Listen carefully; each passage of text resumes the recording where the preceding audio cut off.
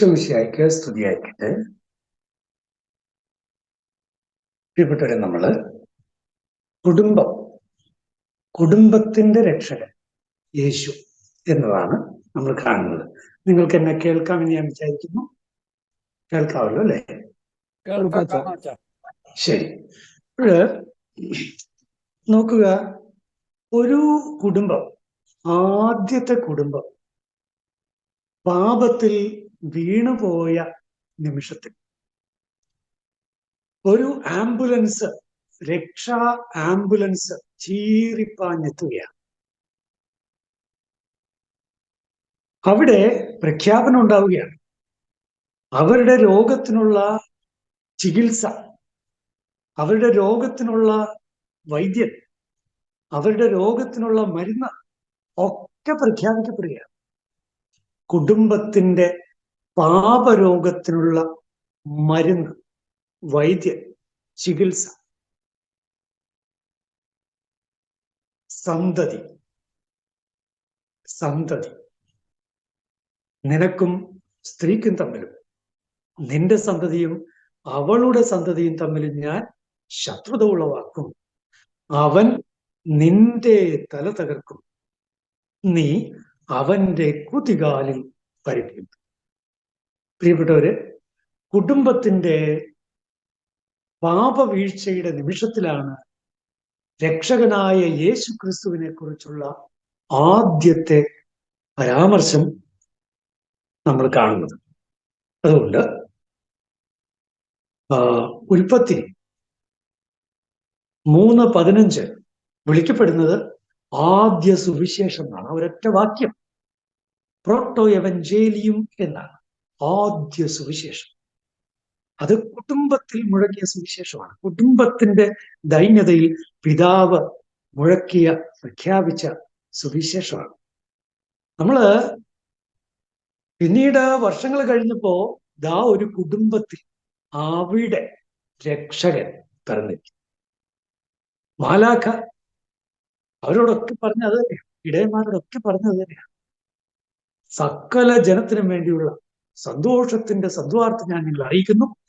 നിങ്ങൾക്കായി ഒരു രക്ഷകൻ ഇന്ന് ബേത്ലഹേമിൽ ജനിച്ചിരിക്കും. എവിടെ? ആ ഒരു കുടുംബത്തിൽ. അങ്ങനെ നസ്രത്തിലെ കുടുംബത്തിൽ ഇതാ രക്ഷകൻ വളരുന്നു. കുടുംബത്തിൽ രക്ഷകൻ. കുടുംബവും രക്ഷകനും തമ്മിൽ വലിയ ബന്ധമാണ്, വലിയ ബന്ധമാണ്. ലൂക്കായുടെ സുവിശേഷത്തില് 19-ാം അധ്യായത്തില് നമ്മൾ കാണുന്നുണ്ട്, ആ സക്കേവൂസ് പൊക്കം കുറഞ്ഞ ആളൊക്കെ ആയിരുന്നു, ആകെ ബുദ്ധിമുട്ടായിരുന്നു, ഒന്ന് കാണണം എന്ന ചിന്ത. വലിയ അത്ഭുത പ്രവർത്തനമാണെന്നൊക്കെ നാട്ടുകാർ പറയുന്നുണ്ട്. ഇതുവരെ കാണാൻ അവസരം കിട്ടിയിട്ടില്ല, ഒന്ന് കാണണം. എന്താ ചെയ്യാ? ഈ മനുഷ്യർക്കൊക്കെ എന്തൊരു പൊക്കമാണ്. പെടഞ്ഞ് വലിഞ്ഞ് കയറി ഒരു മരത്തിന് മുകളിൽ ഒന്ന് കാണണം, അത് മാത്രമായിരുന്നു താല്പര്യം. പക്ഷേ അതിലെ കടന്നുപോയ ഈശോ സക്കേവൂസിനെ പണ്ടേ കണ്ണുവച്ചിരുന്നു. സക്കേവൂസിനെ അല്ല, അവന്റെ മൊത്തം കുടുംബത്തെയും ഈശോ കണ്ണുവച്ചിരുന്നു. ഈശോ അവിടെ എത്തിയപ്പോ സക്കേവൂസിനോട് വിളിച്ചു പറയാണ്, സക്കേവൂസ് വേഗം ഇറങ്ങി വരികയാണ്, ഇന്നെനിക്ക് നിന്റെ ഭവനത്തിൽ താമസിക്കേണ്ടിയിരിക്കുന്നു. എന്റെ കർത്താവേ, കുടുംബത്തിലേക്ക് കടന്നു വരുന്ന രക്ഷകൻ ഇന്ന് ഈ ഭവനത്തിന് രക്ഷ കൈവന്നിരിക്കുന്നു. ഇന്ന് ഈ ഭവനത്തിന്, കുടുംബത്തിന് രക്ഷ കൈവന്നിരിക്കുന്നു ഈശോ പറഞ്ഞേ. പ്രിയപ്പെട്ടവരെ, കഴിഞ്ഞ പ്രാവശ്യം നമ്മള്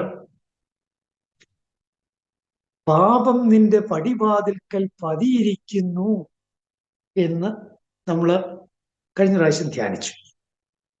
അത് നിന്നിൽ താല്പര്യം വച്ചിരിക്കുന്നു, നീ അതിനെ കീഴടക്കണം. ഇതാണ് ദൈവം കായേനോട് പറഞ്ഞത്. പ്രിയപ്പെട്ടവരെ, നമ്മുടെ കുടുംബങ്ങളുടെ എല്ലാ പടിവാതിൽക്കൽ പാപം പതിയിരിപ്പുണ്ട് എന്ന് കഴിഞ്ഞ പ്രാവശ്യം നമ്മൾ സംസാരിച്ചു, പറഞ്ഞു. പക്ഷേ നമ്മൾ ഭയപ്പെടരുത്.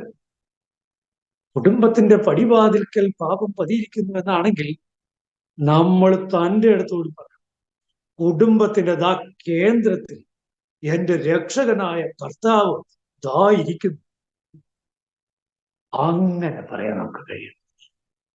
സകല പാപച്ചായ്ച്ചലുകളോടും സകല പ്രലോഭനങ്ങളോടും സകല സംഘർഷങ്ങളോടും സകല പ്രതിസന്ധികളോടും നമുക്ക് പറയാൻ കഴിയണം, ഇതാ എന്റെ കുടുംബത്തിന്റെ കേന്ദ്രത്തിൽ ഭർത്താവ് ഉപവിഷ്ടനായിരിക്കും. അവിടുത്തെ രക്ഷ ഞങ്ങൾ അനുഭവിക്കുന്നു. വളരെ രസകരമാണ് സഖ്യവൂസിന്റെ വീട്ടിലെ ആ ഇരിപ്പ്, ഈശോയുടെ ഇരിപ്പ്. ഈശോ ആ കുടുംബത്തില് അവിടുത്തെ കസേരയിൽ അങ്ങോട്ട് ഇരുന്നപ്പോ അല്പം കഴിഞ്ഞില്ല, സഖ്യവൂസ് എഴുന്നേറ്റ് നിൽപ്പായി. ഇതാണ് രക്ഷയുടെ സവിശേഷത. രക്ഷകനായ യേശു ക്രിസ്തു നമ്മുടെ കുടുംബത്തിൽ വന്നിരുന്നാൽ നമ്മളൊക്കെ എഴുന്നേൽക്കും. എവിടുന്ന്? സഖ്യവൂസ് ഒരു ചുങ്കക്കാരനായിരുന്നു. അനീതിയുടെ, അഴിമതിയുടെ, അക്രമത്തിന്റെ മച്ചിട്ടവനാണ് സഖ്യവൂസ്. അതുകൊണ്ട് വീട് പണിതവനാണ് സഖ്യവൂസ്. പക്ഷെ രക്ഷകനായ ഈശോ അവന്റെ വീട്ടിൽ ഇരുന്നപ്പോൾ സഖ്യവൂസ് എഴുന്നേൽക്കുന്നു. വലിയ സ്വാതന്ത്ര്യത്തിന്റെ അനുഭവമാണ് ആ എഴുന്നേൽപ്പ്. പ്രിയപ്പെട്ടവരെ, വലിയ വിടുതലിന്റെ ഒരു പ്രതീകവും കൂടിയാണ്. ഞാൻ എഴുന്നേറ്റ് എൻ്റെ പിതാവിൻ്റെ അടുത്തേക്ക് പോകും. അത് നമ്മൾ ധൂർത്തവത്തിന്റെ ഉപമയിൽ വായിക്കുന്നുണ്ട്. എഴുന്നേറ്റ് എഴുന്നേറ്റ് എഴുന്നേറ്റ്. സഖ്യവൂസ് എഴുന്നേറ്റെന്ന് പറഞ്ഞു, കർത്താവേ, ഞാൻ ആരുടെയെങ്കിലും വക വഞ്ചിച്ചെടുത്തിട്ടുണ്ടെങ്കിൽ അവർക്ക് 4 ഇരട്ടിയായി തിരിച്ചു. ഇനി എന്റെ സ്വത്തിന്റെ പകുതി ദരിദ്രർക്ക് കൊടുക്കും. എന്തുമാത്രം സ്വത്തായിക്കൊണ്ടായിരുന്നു ഒന്ന് ആലോചിച്ച് നോക്കി. അപ്പോ അങ്ങനെയുള്ള സഖ്യവൂസ് ദാ ഇപ്പൊ പറയുന്നത് കേട്ടോ, അതാണ് കുടുംബത്തിലെ രക്ഷാ അനുഭവത്തിന്റെ വളരെ നേർക്കാഴ്ചയായി നമുക്ക് കാണാൻ കഴിയുന്ന ഒരു സംഭവം. ഈശോ കുടുംബങ്ങളുടെ കൂട്ടുകാരനായിരുന്നു. ഈശോ കുടുംബങ്ങളുടെ കൂട്ടുകാരൻ. നിങ്ങൾ ഓർക്കുന്നുണ്ടോ? പിള്ളേരെ കൊണ്ട് മാതാപിതാക്കളൊക്കെ വന്നു. പിള്ളേരെ കൊണ്ട് മാതാപിതാക്കളൊക്കെ വന്നപ്പോ ശിഷ്യന്മാര് വട്ടം നിന്നു, അവരെ ശകാരിച്ചു. എന്തൊക്കെയാണ് അല്ലേ? എന്താ കാരണം? ഈശോയ്ക്ക് ഒത്തിരിയേറെ കാര്യങ്ങൾ, വലിയ വലിയ കാര്യങ്ങളൊക്കെ ചെയ്യാനുണ്ട്. അപ്പോഴാ പിള്ളേരുകളെ, പ്രിയപ്പെട്ടവരെ, ആ കുടുംബങ്ങളുടെ, ആ കുട്ടികളുടെ കുടുംബങ്ങളിലെ ആ കുട്ടികളുടെ സന്തോഷം, ആ കുട്ടികള് ഈശോയ്ക്ക് അതായിരുന്നു ഏറ്റവും പ്രധാനപ്പെട്ട കാര്യം. ആ കുടുംബത്തിന്റെ ഭാവിയായ ആ കുഞ്ഞുങ്ങള് ഈശോ ശിഷ്യന്മാരെ ശകാരിച്ചു എന്നാണ് പറയുന്നത്. ഇവിടെ അങ്ങനെ കുടുംബത്തിന്റെ ഒരു പ്രത്യേക ഫോക്കസ് നടക്കുന്നു. കർത്താവേ, അങ്ങ് എൻ്റെ മകള് അസുഖമായിരിക്കുന്നു, അങ്ങ് എൻ്റെ വീട്ടില് വരണമേ. അങ്ങൊന്ന് കൈവച്ച സുഖം.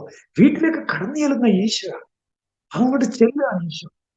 രക്ഷകനായ ഈശോ വീട്ടിലേക്ക് കടന്നു ചെല്ലും. വീടുകളിലേക്ക് കടന്നു ചെല്ലാൻ ആഗ്രഹിക്കുന്ന ഈശോയാണ്. ഇവിടെ നിങ്ങൾക്കറിയാം, അവിടെ നമ്മുടെ ബഥാനിയായുടെ ഒരു വീട്. ആ വീട്ടിൽ ഈശോയുടെ അവരുമായിട്ടുള്ള സ്നേഹം, അവരുമായിട്ടുള്ള ബന്ധം, അവിടെയുള്ള ഈശോയുടെ സാന്നിധ്യം, അവിടെ നടക്കുന്ന കാര്യങ്ങള് എന്തൊരു രസമാണ്. കുടുംബത്തിന്റെ കേന്ദ്രത്തിൽ ഈശോയെ പ്രതിഷ്ഠിച്ച അനുഭവം, അതാണ് ബഥാനിയ. ഒന്ന് ആലോചിച്ച് നോക്കി. ഒരു ദിവസം ഈശോ അങ്ങോട്ട് വന്നു, ആ വീട്ടിൽ വന്നു, അവിടെ ഇരുന്നു. അപ്പോഴുണ്ട് ഒരാൾ ഓടടാ ഓട്ടം. ആരാ? ഭർത്ത. ഓടടാ ഓട്ടം, ശുശ്രൂഷിക്കാൻ വേണ്ടി ഓടുകയാണ്. അത് ശരിയാക്കണം, ഇത് ശരിയാക്കണം, അങ്ങനെ ഓടുക.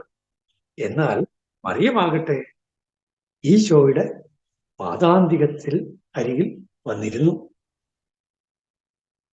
ഈശോ കൃത്യമായി പറഞ്ഞു, മാർത്ത മാർത്ത, നീ പല കാര്യങ്ങളെക്കുറിച്ചും ഉത്കണ്ഠാകുലയായിരിക്കും. ഒരു കുടുംബത്തിൽ എന്റെ സാന്നിധ്യം കൊണ്ട് ഞാൻ എന്താണ് ആഗ്രഹിക്കുന്നത്, ഇതാണ് ഈശോ പറയുന്നത്. ഈശോ പറയുന്നത് ഈശോയുടെ സാന്നിധ്യം കൊണ്ട് ഒരു കുടുംബത്തിൽ എന്താണ് സംഭവിക്കേണ്ടതെന്നാണ് ഈശോ ആഗ്രഹിക്കുന്നത്. ഈശോ ആ കുടുംബത്തിലേക്ക് അവിടെ രക്ഷകനായി എത്തിയിരിക്കുന്നത്, പ്രിയപ്പെട്ടവരെ, അവരെ രക്ഷയുടെ പാഠങ്ങൾ പഠിപ്പിക്കാനാണ്, അവരുടെ ജീവിതങ്ങളെ സമ്പന്നമാക്കാനാണ്. ഈശോയ്ക്ക് അവരിൽ നിന്നൊന്നും കിട്ടിയിട്ട് കാര്യം, അതിനുവേണ്ടി നെട്ടോട്ടം ഓടിയിട്ട് കാര്യമില്ല. ഇവിടെ ഇരിക്കും മാർത്ത, നേരിയിരിക്കണം, കണ്ടോ, ഇവിടെ ഇരിക്കുക, എനിക്ക് നിങ്ങളോട് ഏറെ പറയാനുണ്ട്. ഈശോയ്ക്ക് നമ്മളോട് ഏറെ പറയാനുണ്ട്. നമ്മളാകട്ടെ, മാർത്ത ഈശോയുടെ പേരിലാണ് ഓടിയതെങ്കിൽ, നമ്മളാണെങ്കിൽ വല്ലാത്ത ഓട്ടമാണ്, ഓടടാ ഓട്ടം. മൊബൈലിൽ നിന്ന് പിന്നെ ടിവിയിൽ നിന്ന് പിന്നെ എന്താണ് നെറ്റിലേക്ക്, നെറ്റിൽ നിന്ന് കമ്പ്യൂട്ടറിലേക്ക്. എന്തൊരു ഓട്ടം, ഓടടാ ഓട്ടം. മാർത്ത മാർത്ത, നീ പല കാര്യങ്ങളെക്കുറിച്ചും ആകുലചിത്തയായിരിക്കും, അല്ലെ വ്യഗ്രചിത്തയായിരിക്കും. ആവശ്യമുള്ളത് ഒന്നു മാത്രം, ആ നല്ല ഭാഗം മറിയം തിരഞ്ഞെടുത്തു. എന്താണ് മറിയം തിരഞ്ഞെടുത്ത നല്ല ഭാഗം? തങ്ങളുടെ വീട്ടിലെത്തിയ ഈശോയുടെ അടുത്ത് ആ ഈശോയോടുള്ള സ്നേഹം അനുഭവിച്ചു, ഈശോയ്ക്ക് കൊടുത്തും ആയിരിക്കുകയാണ്. പ്രിയപ്പെട്ടവരെ, രക്ഷകനായ ഈശോ നമ്മുടെ കുടുംബത്തിൽ സന്നിഹിതൻ. അതുകൊണ്ടാണല്ലോ പലപ്പോഴും നമ്മൾ എഴുതി വെക്കുന്നത്, യേശു ഈ കുടുംബത്തിന്റെ രക്ഷകൻ, യേശു ഈ കുടുംബത്തിന്റെ നാഥൻ എന്നൊക്കെ നമ്മൾ എഴുതി വെക്കാറുണ്ട്, സ്റ്റിക്കറൊക്കെ ഒട്ടിച്ചു വെക്കാറുണ്ട്. പ്രിയപ്പെട്ടവരെ, ഇതേ കുടുംബത്തിലാണ് പിന്നീട് വലിയൊരു ട്രാജഡി ഉണ്ടാവുന്നത്. അവര് ഈശോയ്ക്ക് ആളയച്ചു, നീ സ്നേഹിക്കുന്നവൻ രോഗിയായിരിക്കും, നീ സ്നേഹിക്കുന്നവൻ രോഗിയായിരിക്കും. എന്തൊരു നല്ല നിലവാരമുള്ള സെന്റൻസാ, നീ സ്നേഹിക്കുന്നവൻ. അതിന്റെ അർത്ഥം അവനെ രക്ഷിക്കാതിരിക്കാൻ നിനക്ക് കഴിയില്ല. നീ സ്നേഹിക്കുന്നവൻ.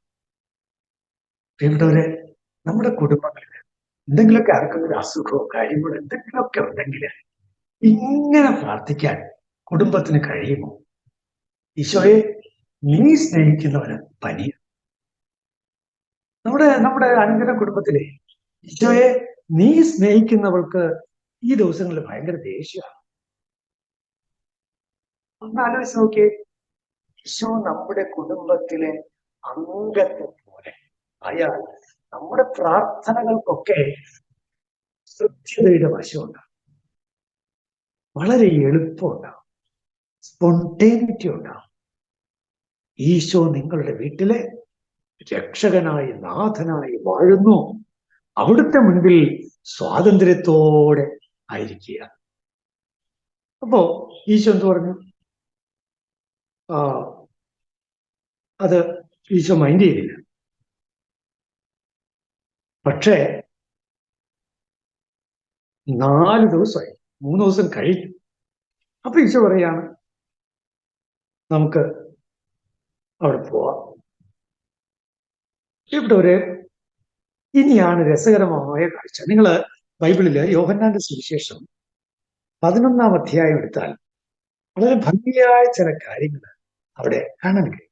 ഞാൻ പറയുന്നത്, ഒരു കുടുംബത്തിന് തങ്ങളുടെ രക്ഷകനായ ഈശോയുമായി ഉണ്ടാകേണ്ട വളരെ ഫ്രീ ആയ ഒരു ബന്ധം, വളരെ സ്പോണ്ടേനിയസ് ആയിട്ടുള്ള ഒരു ബന്ധം, സ്നേഹബന്ധം, അതാണ്. നോക്കൂ, ലാസർ സംസ്കരിക്കപ്പെട്ടിട്ട് 4 ദിവസമായി യേശു അവിടെ എത്തിയപ്പോൾ 4 ദിവസമായി.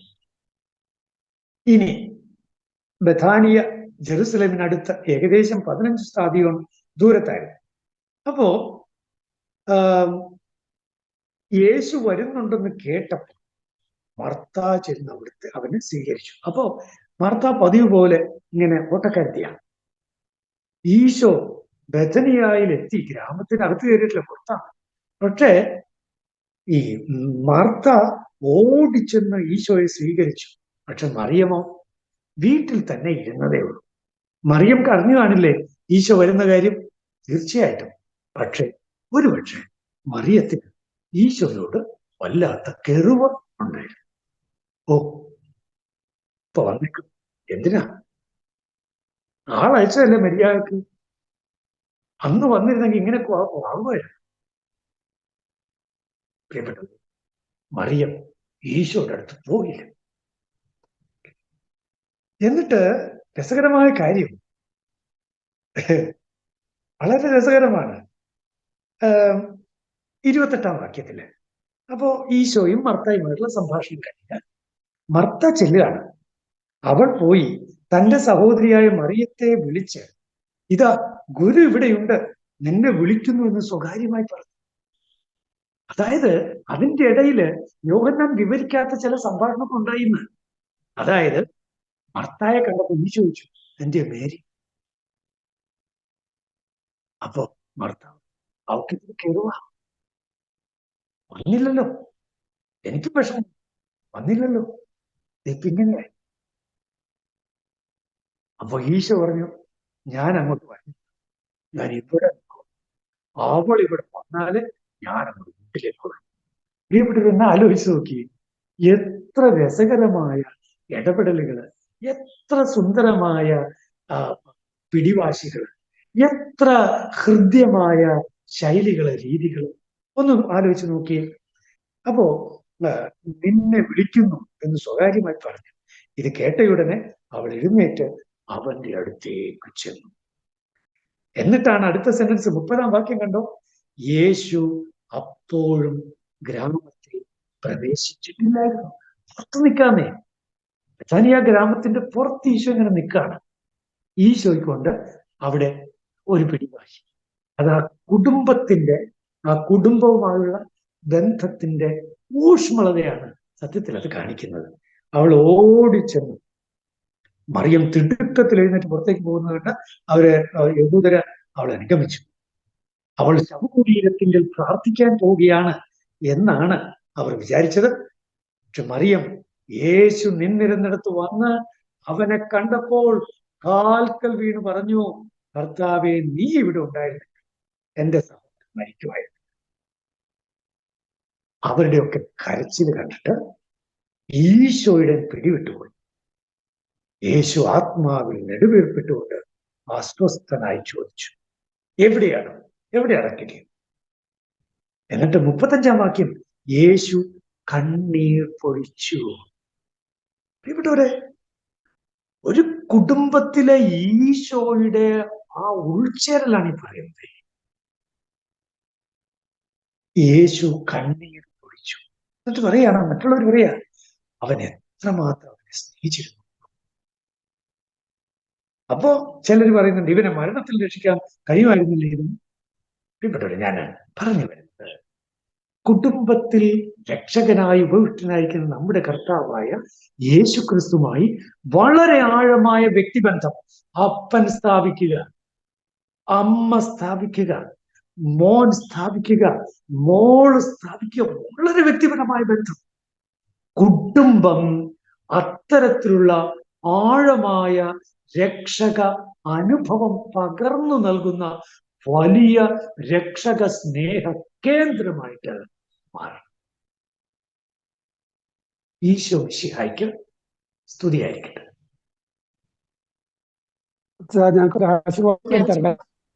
ഓക്കെ സാറേ. സ്വർഗസ്ഥനായ ഞങ്ങളുടെ പിതാവേ, അങ്ങയുടെ നാമം പൂജിതമാകണമേ, അങ്ങയുടെ രാജ്യം വരണമേ, അങ്ങയുടെ തിരുമനസ് സ്വർഗത്തിലെ പോലെ ഭൂമിയിലുമാകണമേ. അന്നു വേണ്ട ആഹാരം ഇന്ന് ഞങ്ങൾക്ക് തരണമേ. ഞങ്ങളോട് തെറ്റിയുന്നതോട് ക്ഷമിക്കുന്നതോട് ഞങ്ങളോട് ക്ഷമിക്കുന്നു. ഞങ്ങളെ പ്രലോഭനത്തിൽ ഉൾപ്പെടുത്തരുതേ, തിന്മയിൽ ഞങ്ങളെ രക്ഷിക്കണമേ. കർത്താവ് നിങ്ങളോടുകൂടെ, അങ്ങയോടും അങ്ങയുടെ ആത്മാവോടും കൂടെ സർവശക്തനായ ദൈവം പിതാവും പുത്രനും പരിശുദ്ധാത്മാവും നിങ്ങളെ സമൃദ്ധമായി അനുഗ്രഹിക്കുമാറാകട്ടെ. ആമേൻ. ഈശോ മിശിഹായ്ക്ക് സ്തുതിയായിരിക്കട്ടെ.